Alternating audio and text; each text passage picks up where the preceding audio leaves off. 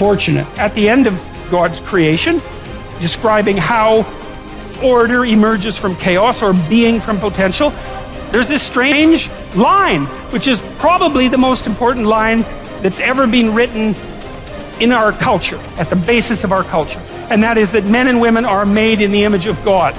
And what does that mean? Well, if God is that which confronts potential with truth and courage and makes what's good out of potential, that seems to indicate that we have the same faculty. Like on a smaller scale, we're not omniscient, but we're not bloody well nothing.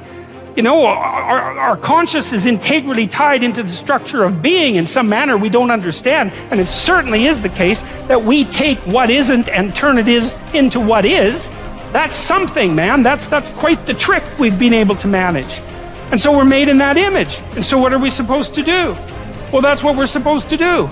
We're supposed to type our letters and make our phrases and construct our sentences and build our paragraphs and put our chapters together and make our books and communicate to people and straighten and constrain the malevolence and ignorance that besets each of us and push nature back and extend ourselves out into the unknown and confront the potential that's there in the illimitable quantities and make the world better than it could be otherwise.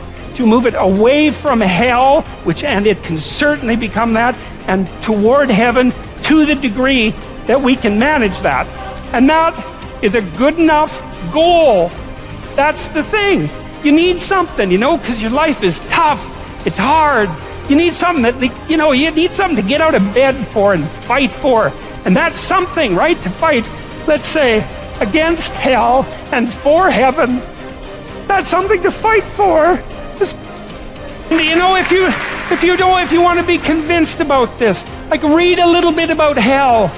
Read the Gulag Archipelago, or read Ordinary Men, or read The Rape of Nanking, or read about what happened in Nazi Germany during Auschwitz and all the catastrophes of the 20th century, and see if you believe in hell, and see if you think, well, maybe not having that happen anymore would be a good idea. And then think about maybe that's something you could contribute to. And then it wouldn't have to happen anymore. And that would be a good thing, and God only knows what great things we could manage under such conditions. We're becoming incredibly technologically powerful. And what would it be like if we became equally wise? Well, that would really be something. God only knows what we could manage in the next 20 years or the next 100 years, We're running at 40%, most of us, because we're half in and half out. And it's not surprising, because life is difficult. It's like, well, what if you were 90% in? Or 95% in, or all in, because you're all in anyways, right? It's a life and death game. No one gets out of this. Everyone dies. You might as well commit yourself. And you might as well commit yourself to the highest good that you can attain, because why not? It'll imbue your life with meaning. It's hard, the responsibility is there, but all the meaning's in the responsibility, and that'll make your life better. It'll make your family's life better. And it should make your culture better. Maybe it make the world better. It's like, that'll justify. The emptiness in your life isn't because you don't have enough rights. You have all the rights there are. You have more than you should.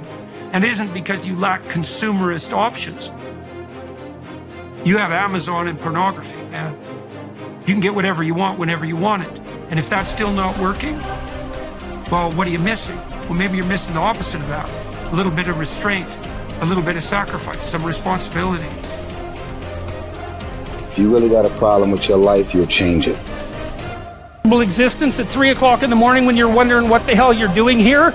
And that's a good thing, because there's going to be days when you're aching and tired and sore, and there's people in your family that are sick, and you're cynical and bitter, and you need a reason to get up, and you think, yeah, well, a little more heaven and a little less hell, maybe I can pull that off today and tomorrow and next week. And that's worth struggling forward for.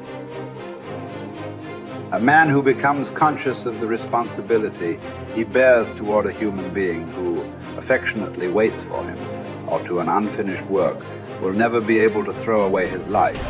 He knows the why for his existence and will be able to bear almost any how. By declaring that man is responsible and must actualize the potential meaning of his life.